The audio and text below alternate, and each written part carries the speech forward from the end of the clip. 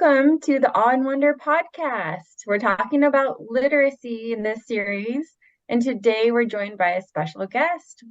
We'll meet in just a minute. I'm Sarah Kinsella. And I'm Brenda Del Monte. And we're here with Drew Sato. Drew, can you introduce yourself and tell us a little bit about who you are?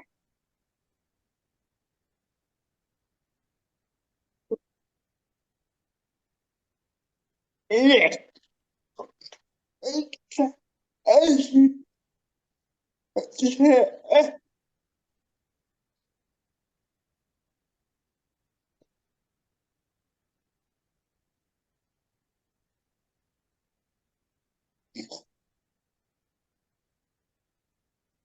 Drew is a communication device user, so we're pausing during this interview to let her generate her ideas.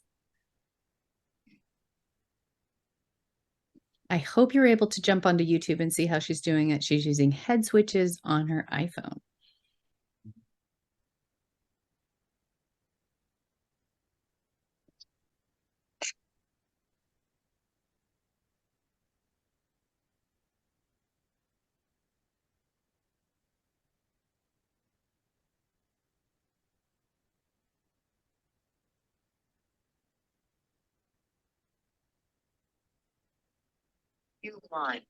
My name is Drew Sato.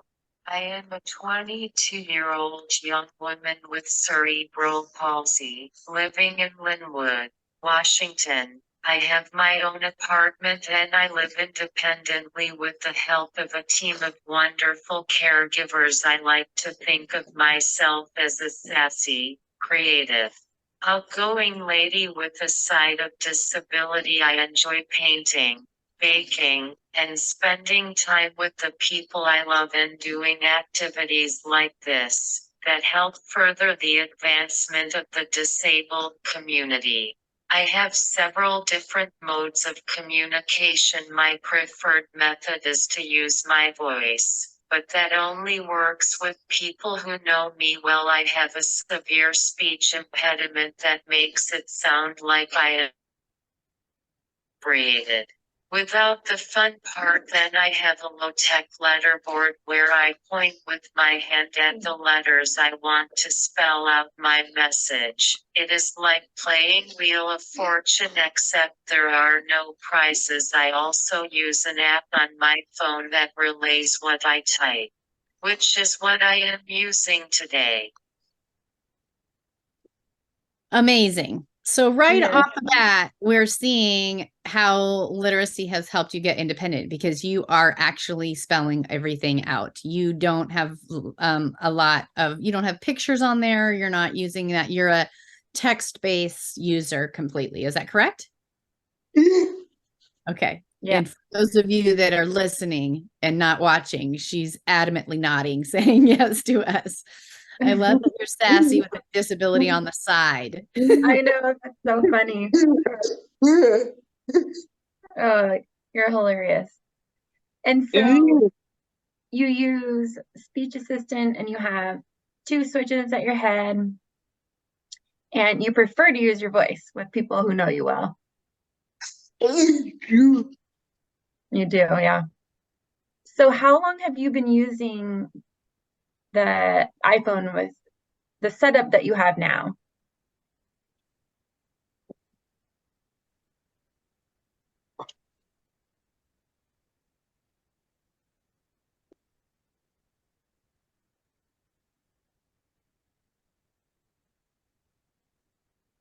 About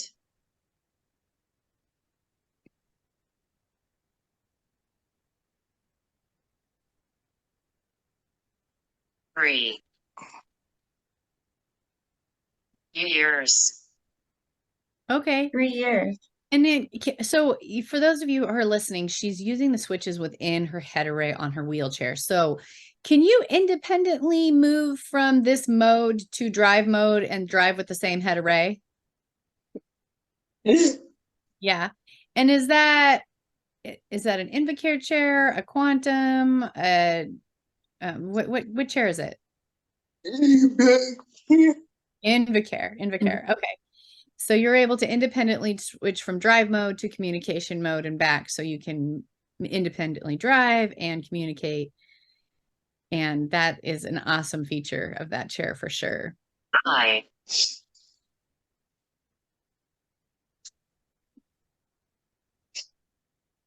use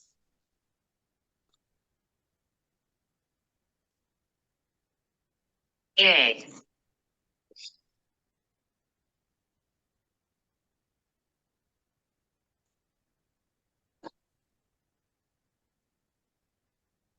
switch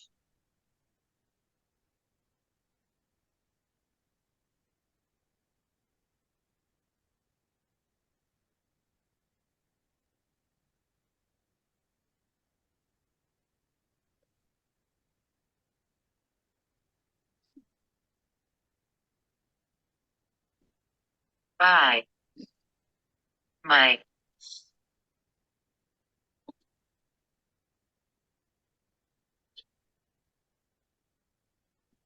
elbow to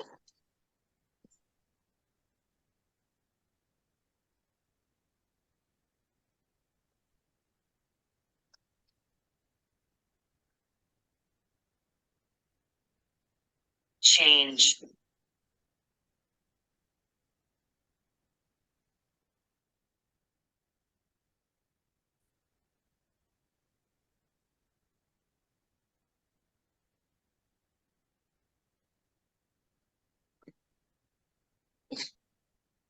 modes. You have a Nice. switch by your elbow to change the mode from your communication to driving. Awesome. Drew, how long would you say you've used spelling as your main communication method versus using symbols? Or have you mostly always used spelling?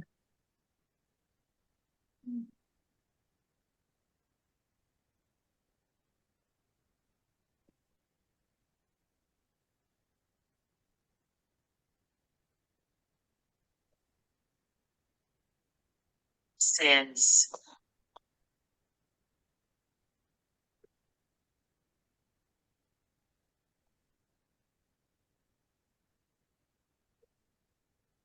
I have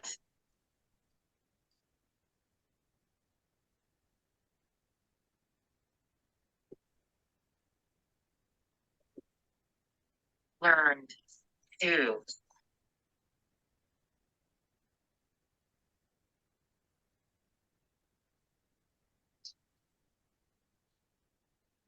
read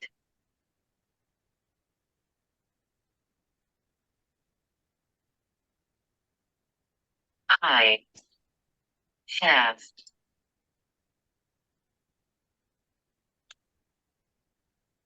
always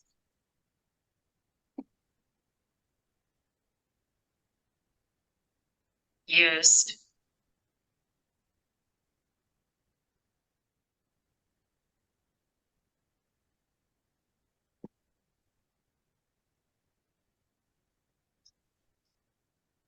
spelling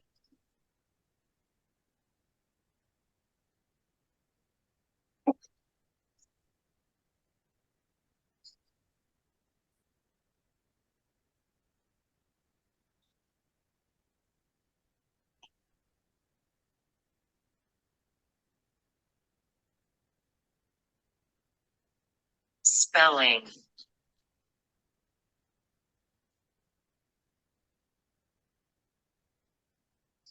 not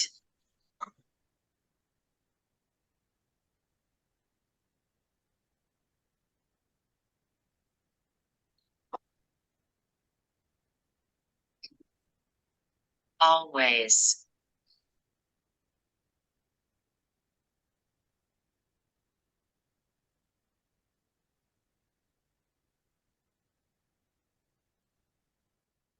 all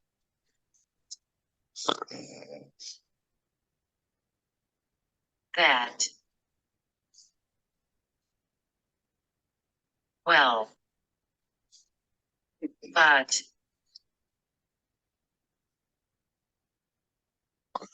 I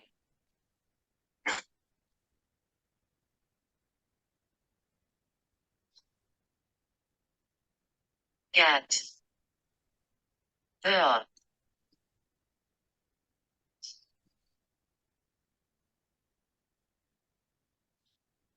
Job. Done.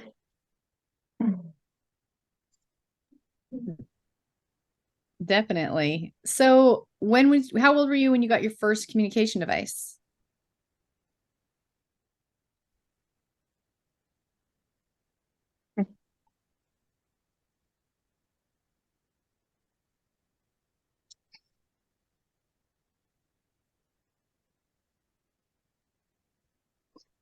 Maybe. A baby? I think she said maybe. Oh, sorry.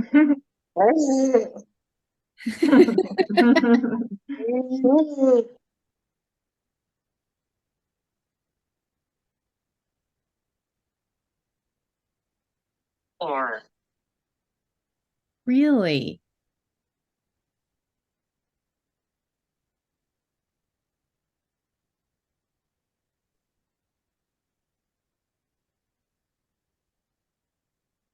Eight. Around age 8? Okay, okay. And you were already, and that means you were already a pretty good speller at that point. At least a job done, right? Yeah. Yeah. So when you were in school, what did the service delivery model look like? Were you in all special ed? Were you in some general ed? What did all of that look like for you?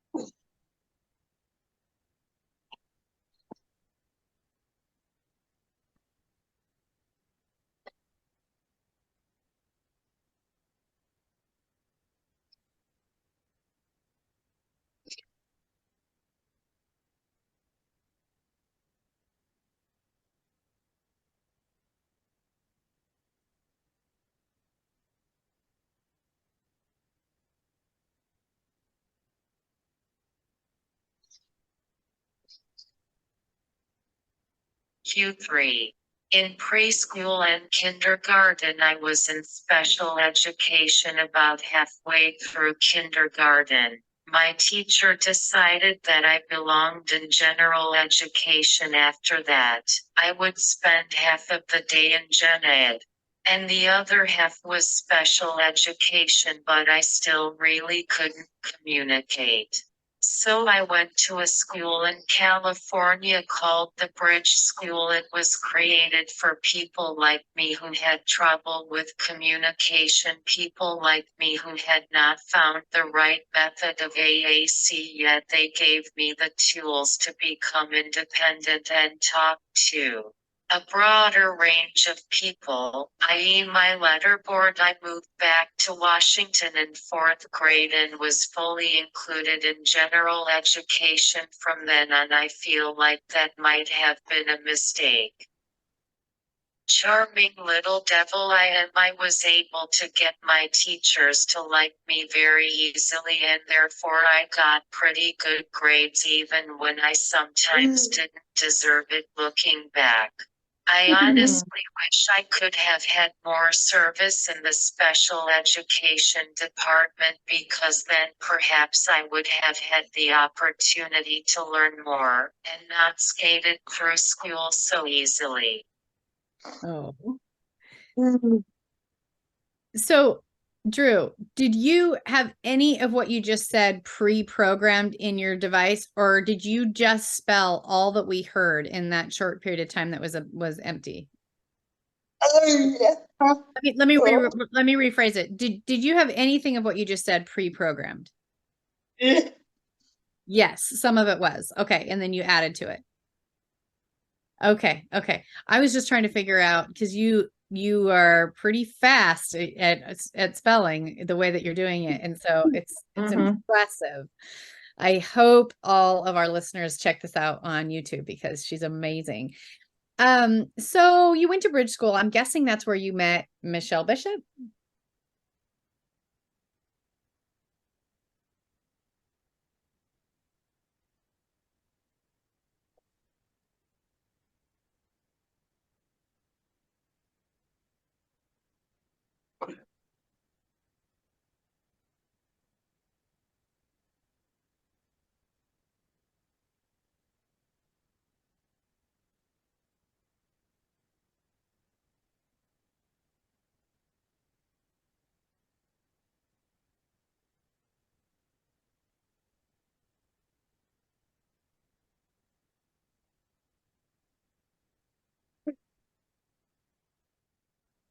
Surprisingly, not. Okay. Michelle Bishop is a special ed teacher and she worked at Bridge School. So I thought that's maybe how you met. You must have met when you were back in Washington. Okay. Yeah, because she's in this area, right? The Oregon, Washington. Yeah, yeah. Neat. So you went to bridge school and then you came back and you were in gen ed and did you say you were using the low tech eye gaze for spelling at that point?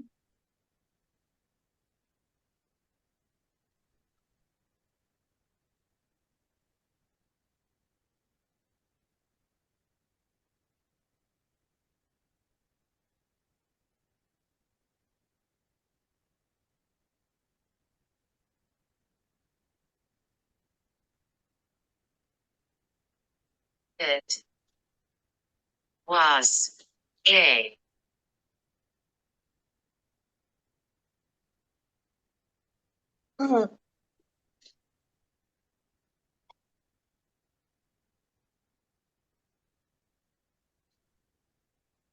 letter.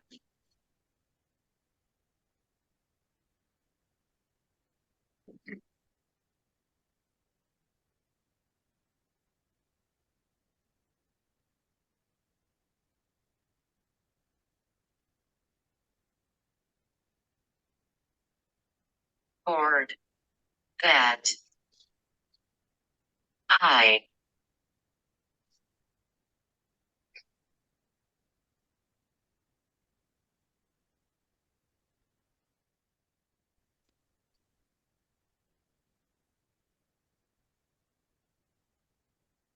use.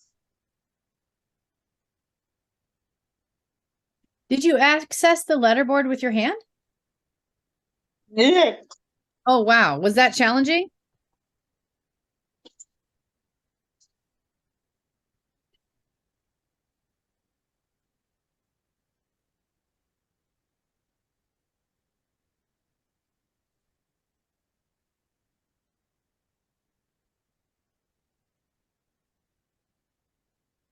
I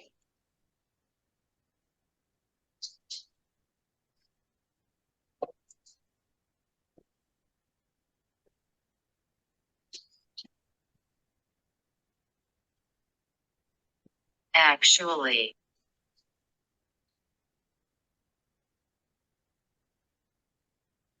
found it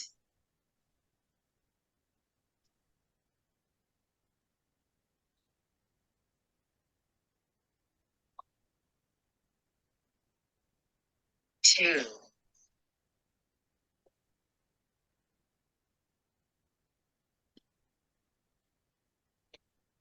feel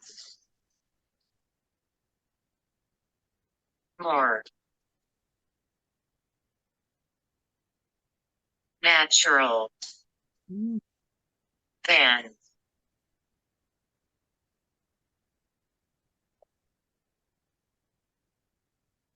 other,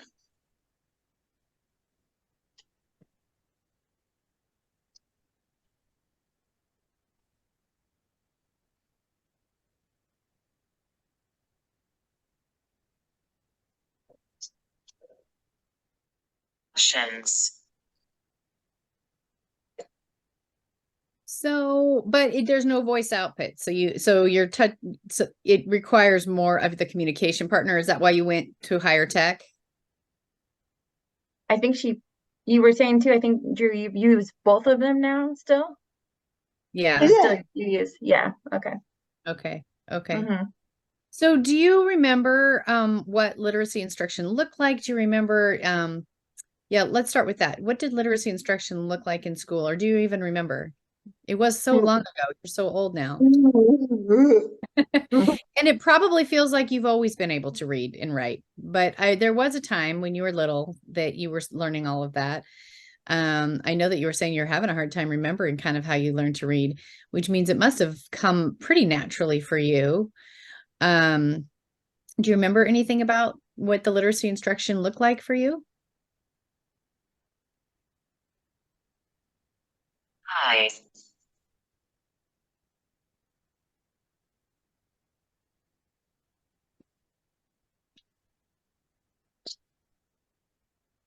believe, that,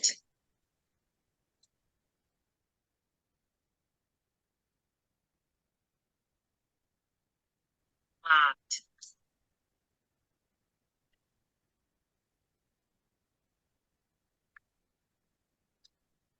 that,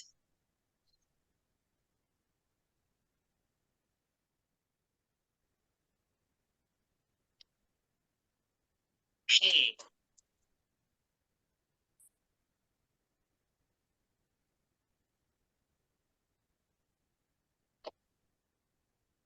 part, out,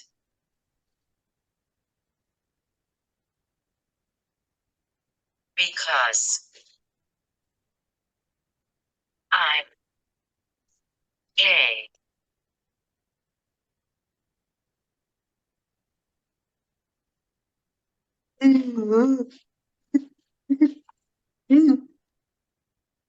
She's cracking herself up trying to write it.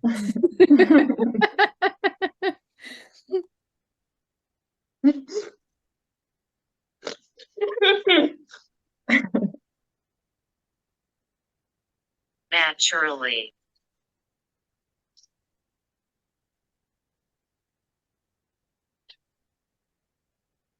lazy, person, and, I,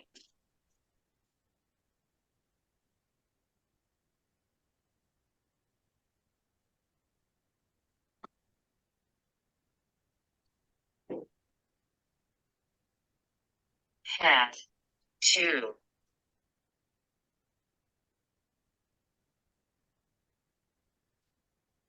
work, hard,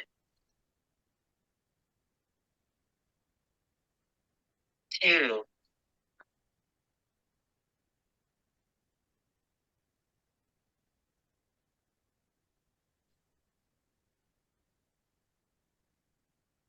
acquire,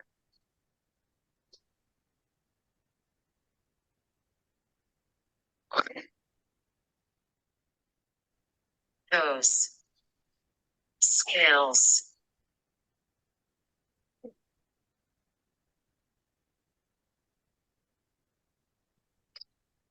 I believe that I blocked that part out because I'm a naturally lazy person and I had to work hard to acquire those skills. Yeah. We do block out things that are hard. We don't want to remember how much of a challenge something was. I'm Mhm. wondering if you remember, first of all, do you read for pleasure now? Do you just read a book, or do you read audio?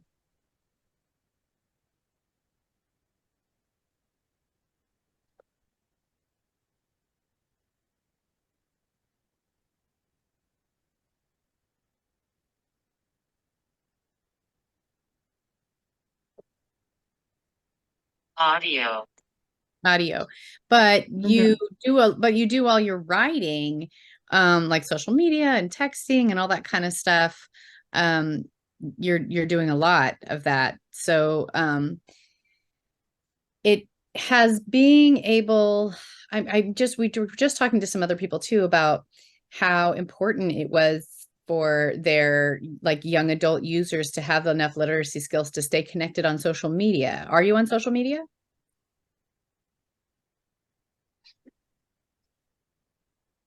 Hi.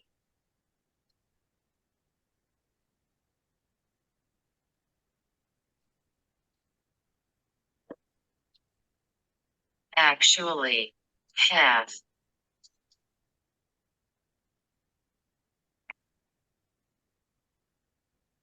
Just.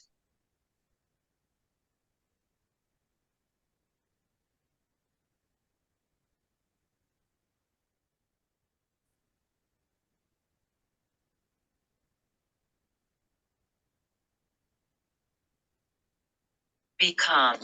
A.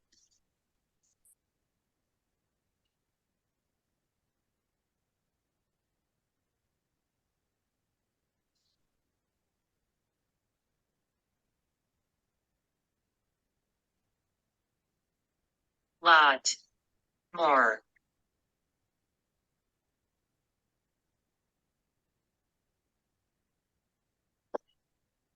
Active.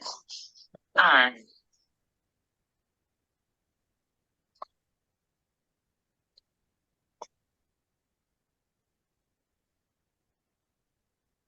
Social. Media. And. I've.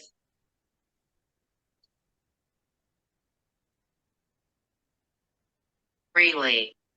Been. Enjoying. It. Yeah. Yeah. Yeah. We'll have to make sure people can follow you if your account's public and you want that. Yeah. Okay, good. Um, Drew, it sounds like, literacy has impacted your independence for sure and your ability to do social media. Is there anything else you can think about that you would share about how literacy has impacted you?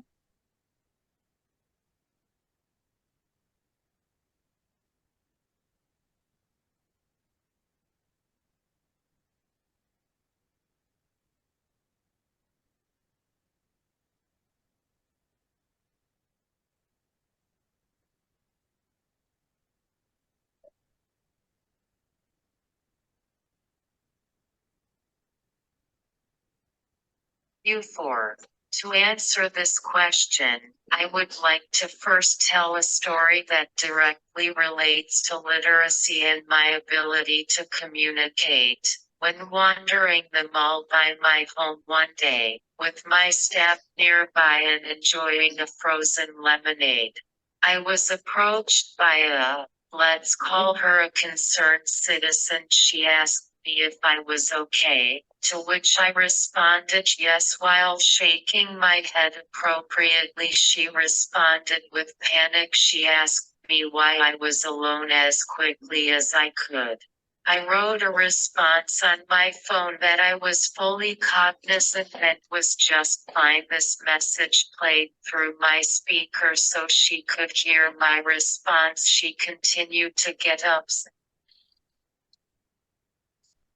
Q4. To answer this question, I would like to first tell a story that directly relates to literacy and my ability to communicate when wandering the mall by my home one day, with my staff nearby and enjoying a frozen lemonade. I was approached by let's call her a concerned citizen. She asked me if I was okay, to which I responded yes while shaking my head appropriately. She responded with panic. She asked me why I was alone as quickly as I could. I wrote a response on my phone that I was fully cognizant and was just fine. This message played through my speaker so she could hear my response. She continued to get upset and called mall security while threatening to call the local police. At this time my staff walked up and supported my message that I was fully cognizant and fine to be roaming on my own, a pastime which I very much enjoy, might I add. This woman responded that I was not safe as I could not speak or communicate. My staff told them that she was making a recognize my alternative forms of communication. Ultimately, the woman apologized and got on her way. I say all this to show how often people have a singular idea of what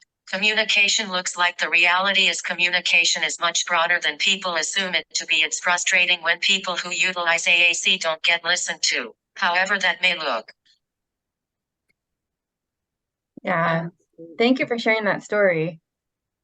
That's pretty powerful and a good message for all of us to hear. And just people's assumptions, right? They're assuming something just by because they're just ignorant, and it's 2023, so we need to be past those assumptions for sure. It's interesting that even after you typed out your message that you were fine, she still felt like maybe you weren't. So the fact, even though you're showing you're independent and even though you're spelling out your messages, there was still an assumption that you maybe didn't know how to best care for yourself. So I'm sorry that those have been that's your reality.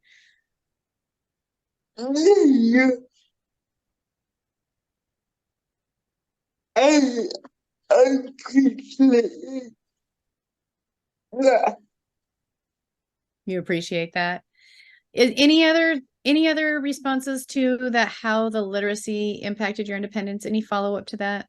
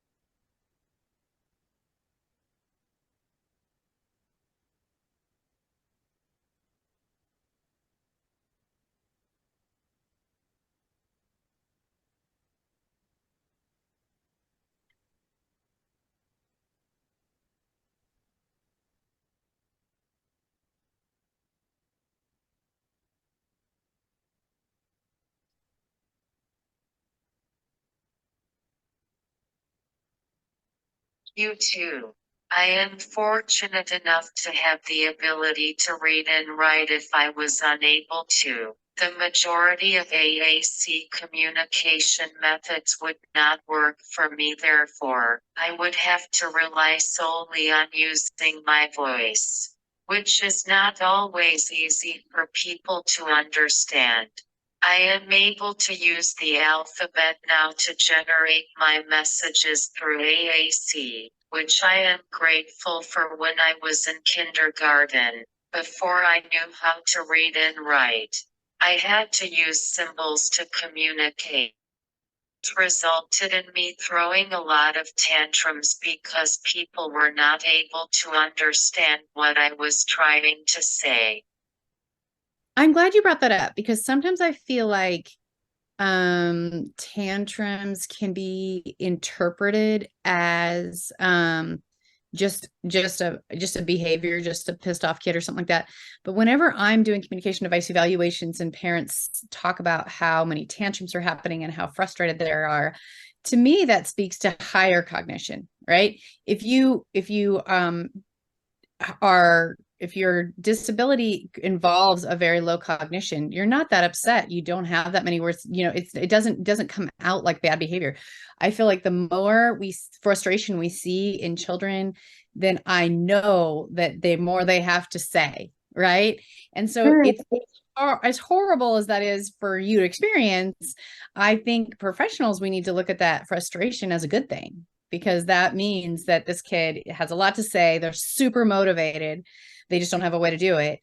And they're pissed off. And that makes sense, I think, to all of us, but I want people to interpret, you throwing a tantrum as that's a smart girl right there and she's mad. not, oh, she doesn't know what's going on. Not, I don't think she can do this. Quite the contrary, actually. Right. And that it's not up to you to keep, it's up to us to figure out how to help you be able to say what you want to say. You're not the barrier here. Right. Yeah. Drew, I think a lot of the people who listen to our podcast are working maybe with younger students, some are working with older students, but for those who are in the classrooms, or in their homes, parents maybe even, and they're working with young AAC users that are emergent readers and writers, what would you tell those children?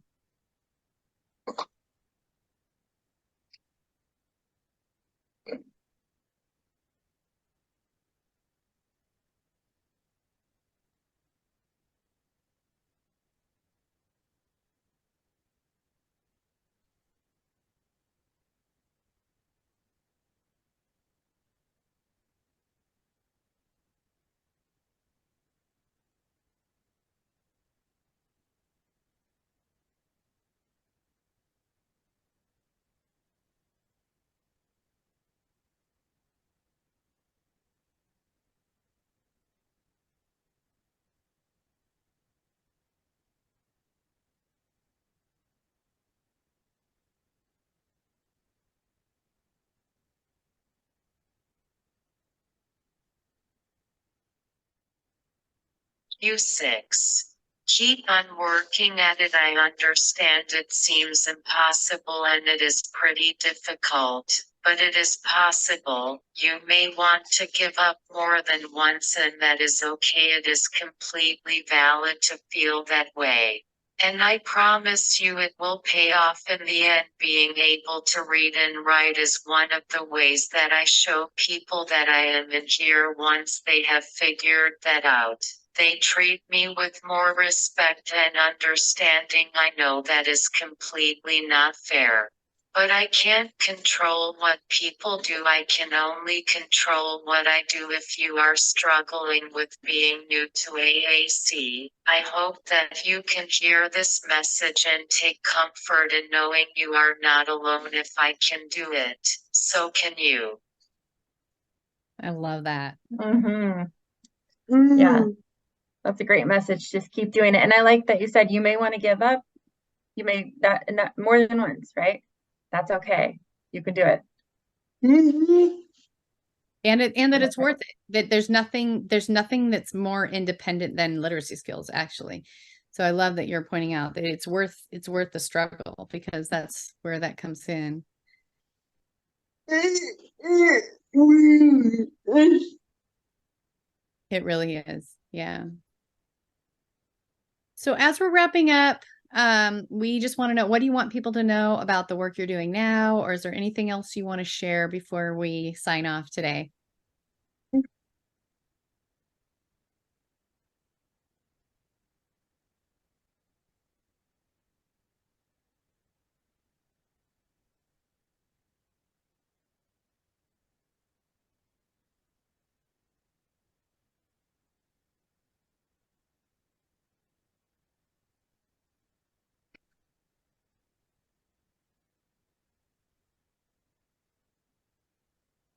U7.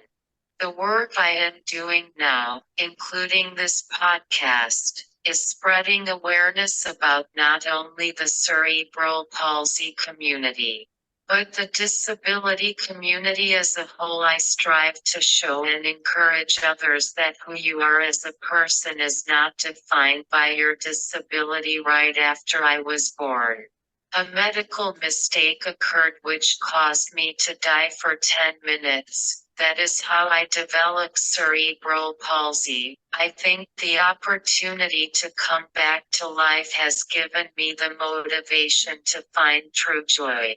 I am not trying to be a motivational poster on a guidance counselor's wall, but I do hope my story and everything I have been through helps people, even just a little bit. That's what everyone wants, isn't it? To leave the world a little better off than you found it. And with that cliche, I would like to thank you for this opportunity. I really appreciate being here and talking with you guys. I would also like to give a special thank you to my close friend Michelle, who is the one that I made to reach out to you guys to get me on this podcast. Thank you. Thank you, Drew. You are so fun to talk to. I just love your sense of humor, and I think we're definitely going to need to chat with you again. Definitely.